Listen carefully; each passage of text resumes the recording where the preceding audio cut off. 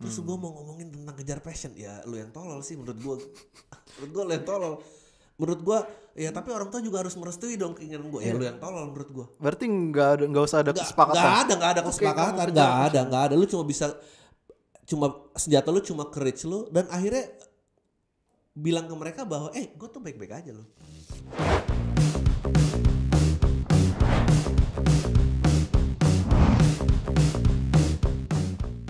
Selamat datang kembali di Freudian Podcast Special episode bersama Euphoria.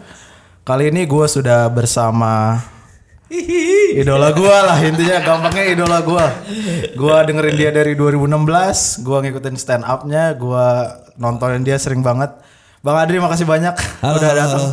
Sama-sama. Nyempetin waktunya kesini. Iya loh, gila loh. Gue baru sekali nih di interview sebagai idola. Gue starstruck bang, beneran. Ya bener loh. Iya, gue emang pendengar lo dari 2016, tapi gue nggak pernah ngirim email. Gue sangat tidak menyangka gue appealing buat demografis umur lo sih. Sebelum lanjut lebih jauh lagi, gue pengen lu sih memperkenalkan diri lu sama penonton di podcast gue ini. Ya. Halo, gue Adriano Kalbi, gue seorang komedian ya, yang pasti first and foremostnya komedian. First and foremostnya komedian, tapi seorang apa ya, boleh dibilang entrepreneur juga, boleh dibilang aktor juga, boleh dibilang penulis juga, ya apa-apa aja lah yang bisa dikerjain gitu. Tapi first and foremost gue seorang komedian. Lu dari segitu banyak profesi lu yang jalanin, tadi nggak ada yang lu sebutin tuh podcaster. Nggak ada tuh lu mention gue punya podcast awal minggu. Kenapa? Emang nggak membanggakan? Gue seorang podcaster juga, gue lupa soalnya podcast tuh ini alat pelengkap gue sebagai komedian lah gitu. Okay. Itu sarana gue untuk berlatih joke gitu, dimana gue ya harus misalnya berani explore topik lah, ngerangkai joke dan segala macem itu di podcast gitu. Tapi itu bukan sesuatu ya, intinya gue komedian lah. Jadi apapun yang gue bentuk, kalau penulis pun penulis komedi, sebagai aktor pun komedi lah basicnya gitu. Oke. Tapi kalau misalnya kita mundur lagi ke awal, dari kecil itu lo emang udah ada minat ke komedi kah atau gimana? Gue tuh orang yang pada umumnya sebetulnya, maksudnya 80% orang hidupnya seperti ini gitu, bahwa ya gue sekolah SMA terus kebetulan kuliah di luar negeri. Kuliah jurusannya periklanan dan pemasaran, marketing and advertising.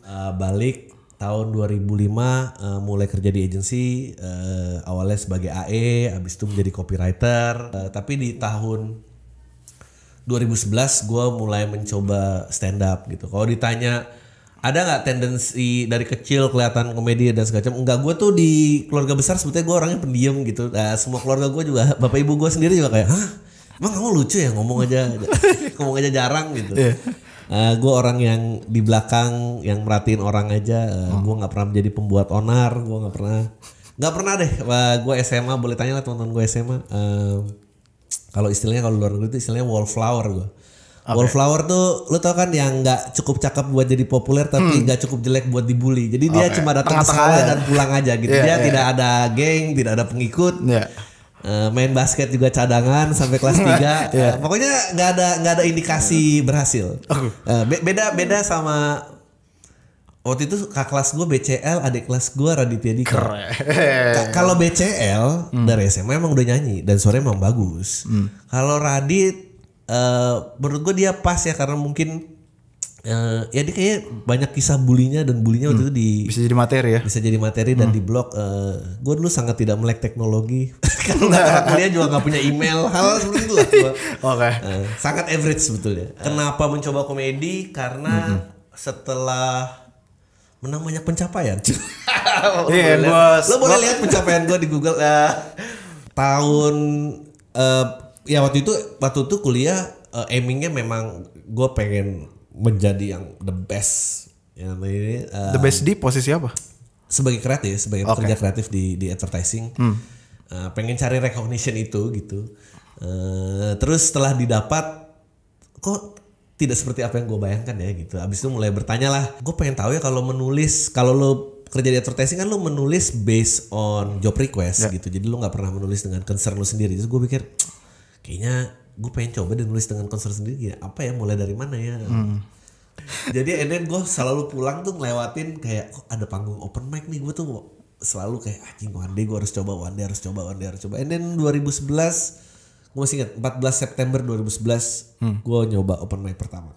Dan gue nggak sadar bahwa ternyata dari Juni udah ada komunitas tumbuh, udah ada ajang pencarian bakat. Gue nggak kenal semua orang itu, gue cuma orang yang datang bawa skrip and then nyoba. Pecah waktu itu? Pecah. Oh, iya. Pecah. Untungnya yang pertama pecah. Kalau yang pertama nggak pecah mungkin gue udah berhenti. Tapi yang pertama pecah, yang kedua nggak pecah. Lah? Nah habis itu menjadi keobsesian gue kayak kenapa kemarin pecah. Materinya lu bedain? Ubah. Terus kayak disuruh open mic 7 menit, gue 2 menit saking mulut udah kering gue taruh mic-nya gue turun. Gue gak kuat. Terus gue obsesi aja anjing, coba ya gue ulang joke kemarin. Terus joke kemarin pecah tapi pecah di titik-titik yang berbeda. Kenapa bisa ini ya? Udah habis itu gue obses aja tuh menganalisa gimana caranya dan ini masuk. Gitu sih. Dan lu itu gak menang kompetisi stand up kan? Dan gak masuk juga kan? Enggak. Terus lu kenapa bisa dikenal sebagai stand up comedian ya? Tapi lu tanya juaranya siapa aja yang ngajarnya. Iya. Ya kan. Tapi gue involve banyak khususnya waktu itu ajang pencarian bakat dari season 2 sampai season 6 menjadi kayak konsultan komedi badinya lah. Anjay itu ngapain sih bang? Ngelurusin joke kayak oke, lu punya premis ini terus bagaimana cara menggunakannya, gimana sih cara nemuinnya. Dan gue akhirnya notice kayak oh creative thinking tuh semua mirip-mirip ya gitu. Kayak lu nulis lirik, lu menggunakan majas-majas tertentu. Nah itu hal-hal yang gue familiar, basic gue sebagai penulis iklan gitu. Advertising tadi. Ya kayak nelpon murah banget, lu bisa nelpon sampai tua, itu kan exaggerasi. Nelpon murah banget bagaikan apa? Oh itu analogi. Oh nelpon murah banget sampai bulannya kaget, itu personifikasi. Lalala kayak oh ini kita semua pakai ini, lirik lagu juga pakai ini. And jokes ternyata juga bekerja dengan hal yang sama. Keren. Jadi ya itu senjata gua waktu itu. Kalau misalnya kita balik ke awal-awal lu stand up tuh, itu kan pasti ada fase dimana anjing gua harus coba ke sana apa gua di copywriter terus ya gitu. Waktu itu kreatif prosesnya itu gimana sih bang yang terlintas di pikiran lu? Gimana kesana ke jalur ketenaran gitu? Ke jalur showbiz keren. Enggak, ya gitu lah. Ada fasenya di mana semua kan karena kaget ya. Gue bukan generasi yang lahir dari sosial media gitu. Ada Twitter, gue ingat banget ada conversation. Ya lo gimana mau terkenal kalau Twitter lo digembok? Emang terkenal Twitter harus nggak digembok ya gitu. Kayak gue lugu banget gitu. Terus mulai kayak dia kan nggak selucu itu, kenapa dia dipanggil ke TV lebih sering ya gitu, hal-hal kayak gitu. Oh lo ngeliat rekan yang lain. Gue sempet terjebak seperti itu tapi begitu lu ntar masuk ke sana ntar ada tuntutan lain lah, lu harus ada materi titipan atau ditentukan dengan tema lalala. Terus gue kayak ya ini mah namanya nulis pakai job request lagi. Kalau nulis pakai job request gue balik aja ke advertising gitu. Akhirnya gue berusaha nggak mau balikin, gue berusaha stay true dalam diri gue gitu, dimana ya ini platform dimana gue bisa melakukan hal yang sebebas-bebas ya, gue bisa eksplorasi apapun gitu.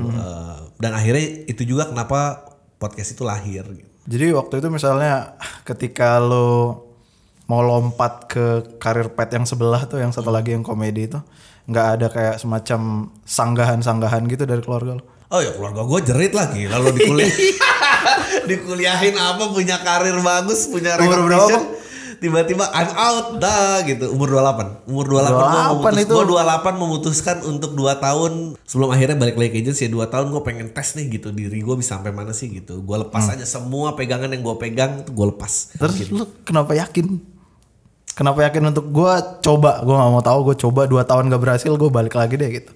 Sebetulnya nyoba tuh karena gue sih merasa hal yang gue targetkan waktu gue kuliah itu tercapai pada saat penghargaan itu dan ternyata wah jauh banget ya dari perasaan yang gue bayangkan gitu. Terus gue ngerasa ini mau diulang 10 kali juga nggak akan tambah lebih baik nih. Ini adalah tambah lebih parah. Yang pertamanya cuma segini, yang kedua pasti lebih gak enak lagi gitu. Gue ngerasa ya kalau gue nggak ngelakuin sekarang mungkin nggak akan pernah lagi ada kesempatannya gitu. Sebetulnya ini quarter life crisis yang telat dijawab sih gitu. Gue mesti jawab ini umur 25 tapi gue umur 28 gue jawab gitu, which is agak telat. Jadi buat yang dengerin 24, 25, jika lu punya keraguan itu udah lu lompat aja. Karena lu semakin lama lu tunda nanti ntar tuntutan semakin banyak, beban hidup semakin banyak. Belum merit waktu itu kan? Belum. Iya, Jadi santai. Tapi udah tua gitu loh. Kapan nikah Kapan bisa staycation atau waduh. Ya tapi gue ngerasa waktu itu mentally gue mentok gitu. Hal-hal yang gue kira dulu akan last for your lifetime berubah gitu. Media konvensional shifting apa ini. Jadi pekerjaan pun juga tidak glamorous pada saat gua mulai. Yeah.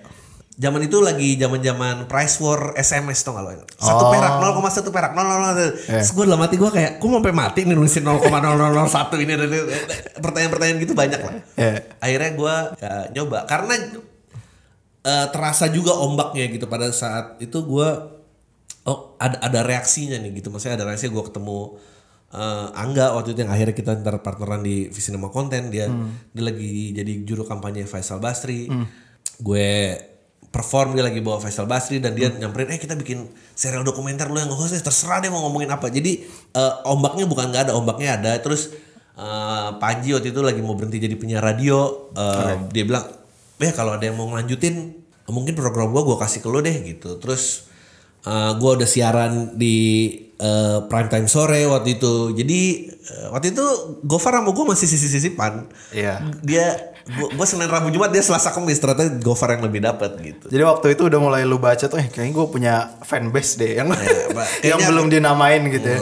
Kayaknya enggak, fanbase mah nanti itu pas podcast itu terjadi setelah kontrak series hilang, kontrak radio hilang. Abis itu kayak gue harus apa nih gitu. Gue harus apa untuk memaintain yang orang-orang udah ngikutin gue gitu. Gue rasa ya ada lah meskipun kolam orang gila ini gitu. Barulah sementara ngevlog males, modalnya mahal. Saya males bikin konten, harus mikirin kayaknya baju ini udah pernah dipakai deh, nggak boleh pakai. Aduh, gue nggak bisa tuh dalam pemikiran gitu. Apa yang bisa bikin konten konsisten gitu tanpa gue harus mikirkan look gue gitu. Sekali lagi gue nggak pernah juga bener-bener nyaman ada kamera gitu. Ya akhirnya dengerin luar negeri gini-gini, bikin podcast nih. Kayak bikin podcast sih jawabannya. Akhirnya podcast itu 2015 kayak Agustus. Awal minggu. Yang sudah berapa episode bang? Wah gila, udah gak tahu gitu. Season break aja gak pernah deh. Iya orang. Kena covid juga gak ada season break. Gak ada. Belum kena, belum minta maaf ya. Udah kena ya. Udah kena. Tapi belum minta maaf. Belum pernah menyinggung orang. Itu mantep sih. Gue pengen kulik ini sih. Waktu itu lu ngelihat siapa sih sampai akhirnya nyetusin podcast awal minggu? Inspirasi lu siapa gitu?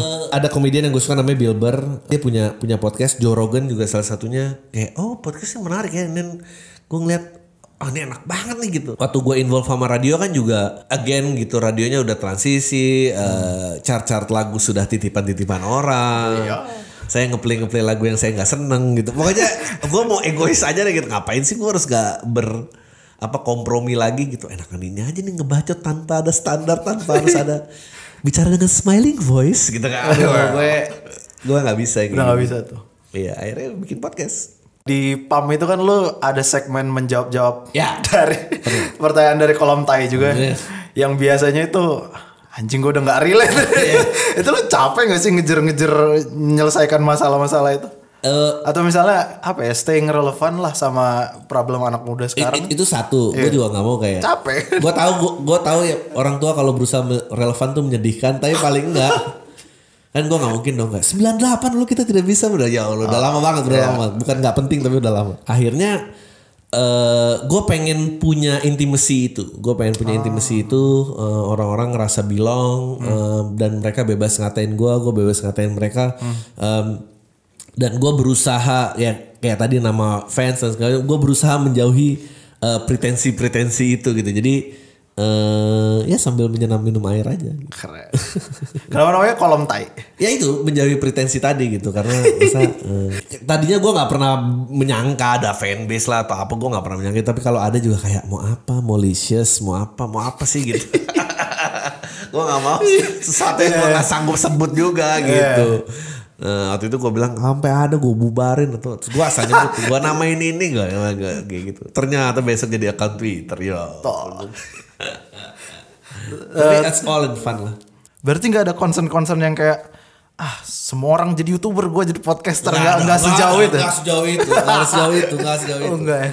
Gue cuma nggak pengen kalau diwawancara tuh tentang ya saya selalu mendengar kata panggilan hati saya.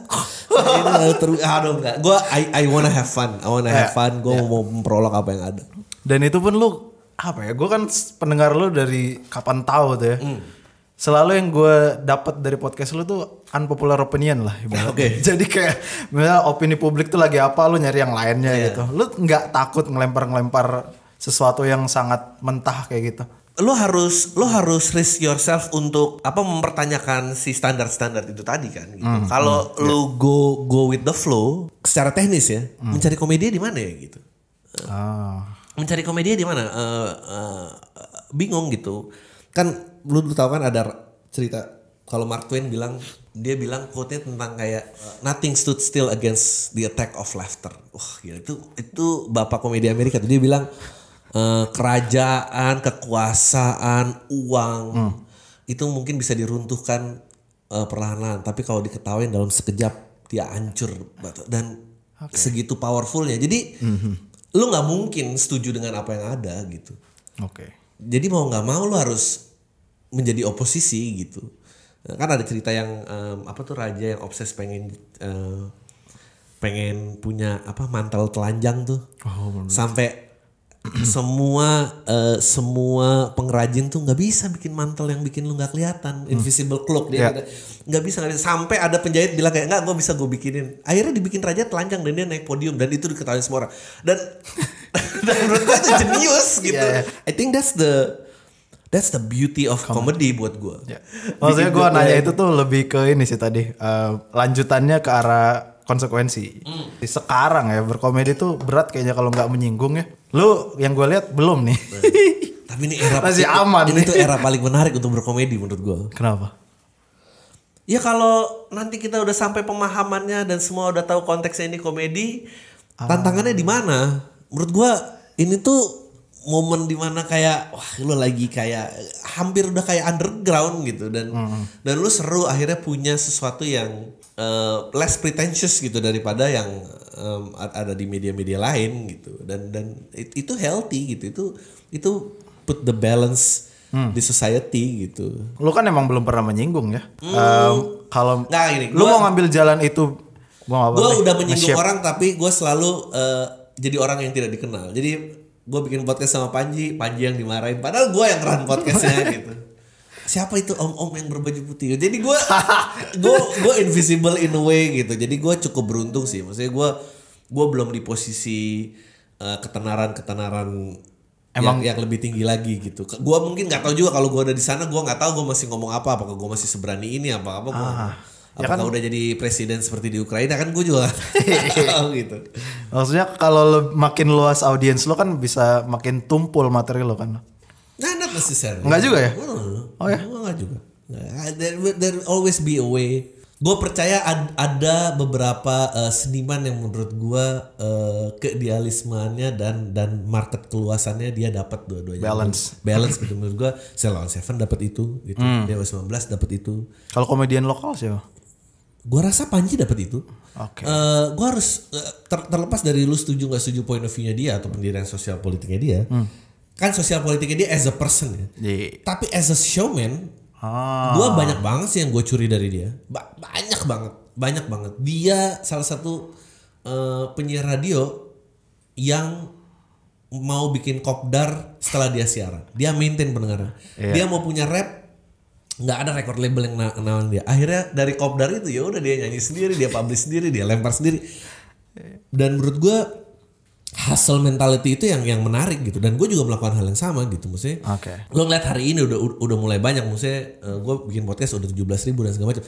Tapi waktu awal-awal bikin show, ya ampun, minjem kafe temen, share tiket sama first drink, 80 orang semua gue salamin saat itu. Semua tukeran kontak. Dari 80 orang itu menjadi hari ini.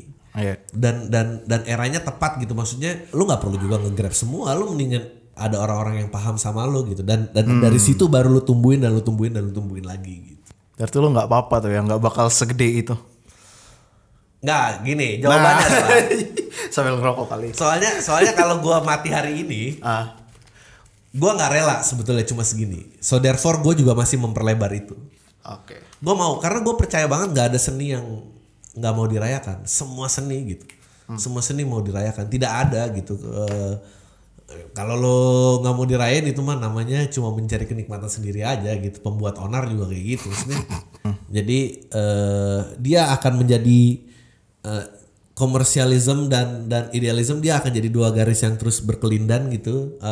Permasalahannya gimana cara menanginnya? Apakah menangin komersialisme dengan meninggalkan idealism gitu, atau idealism tanpa komersialisme? Mungkin juga nggak jalan. Ya kalau if I get it, gue mau dua-duanya. Oke. Tapi udah pasti gue nggak mungkin kayak berusaha Menurunkan. berusaha relevan meninggalkan gue siapa demi apa. Lagi pula juga gue gak kebayang sih gitu harus apa gitu misalnya gue. Ya bikin bikin masalah. Bikin Makanya sensasi bang. Apa yang bisa lo bilang sensasi lebih cepat daripada prestasi. Betul. Ya bener. Itu kan maksudnya lo tahu tuh aturan mainnya akan harus seperti apa di industri showbiz ini. Betul kan, kalau gue bikin sensasi, gue cuma pengen sensasinya lucu gak gitu doang sih. Kalau gak lucu gue gak menarik. Buat gue ya, nggak ada yang menarik dari kalau buat gue nggak ada yang menarik kalau nggak lucu gitu. Kalau dalam mah gampang. Okay. Dalam to say things yang dalam nih, saya gue ngomongin. Ayo dong, keluarin dong yang di pump itu keluarin semua. Lo ngomong misalnya gini, it's not knowledge that you're lacking, it's courage. Courage. Ya, keberanian bikin ya. lucu dari kalimat itu susah men, setengah mati. Kalau motivasional mah gampang.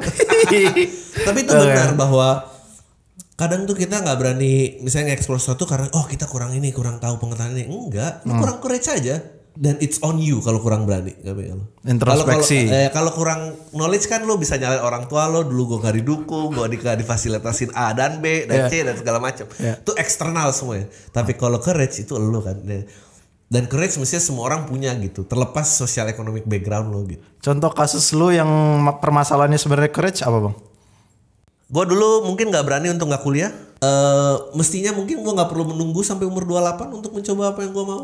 Oh itu udah ada. Iya, terlewatnya. Advertising waktu itu jalur tengah di mana kayak ya oke lah gue berkesenian dan masih bisa kantoran. Oke. Itu kan courage juga.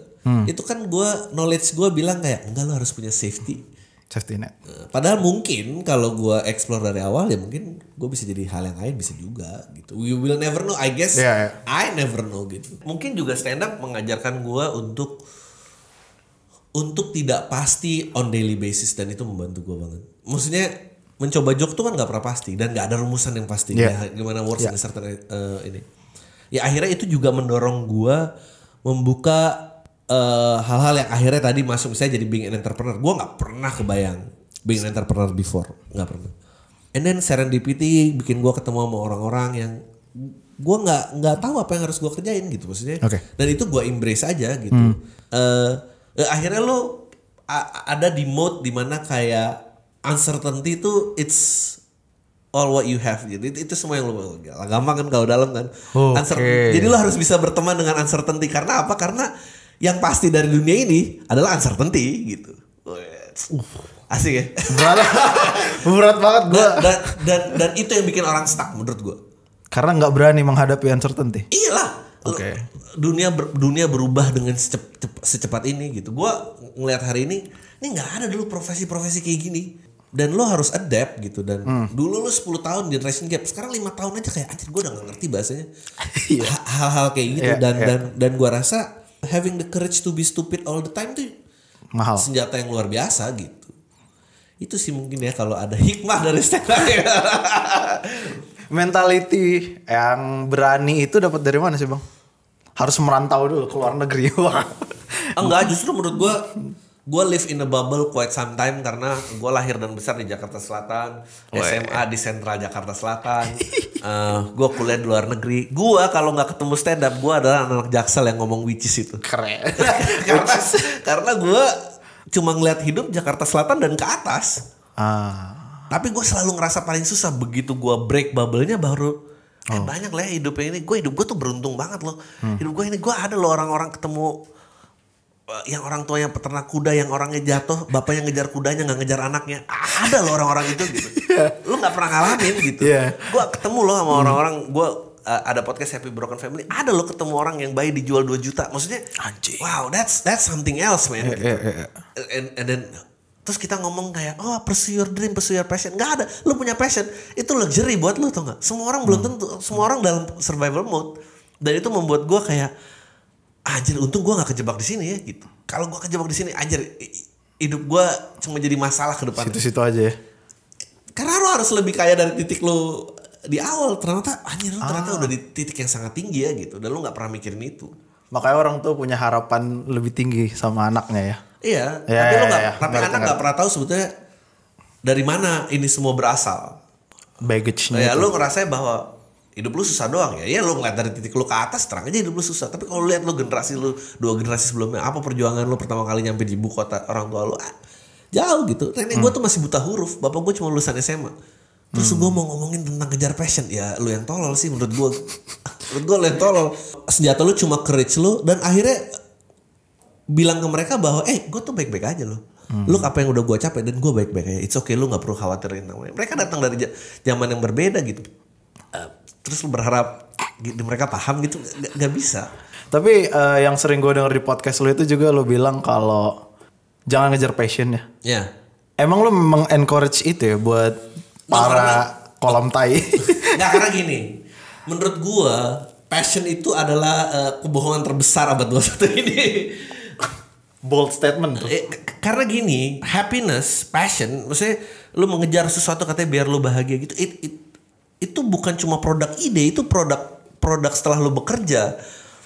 Dan kebanyakan karena sumber informasi kalian udah nggak terbatas, perbendaharaan kata makin maju, lu mulai tahu kondisi orang, ini depression harus dihindari, lalala dan segala macam. Knowledge lu besar banget, tapi dengan knowledge yang besar, keberanian lu akan semakin berkurang dan lu akan kayak lu udah mulai resisten. Misalnya ada opportunity keluar di depan mata lu, lu akan resisten kayak, tapi kan ini bukan passion gue nggak pernah mau ngerjain ini.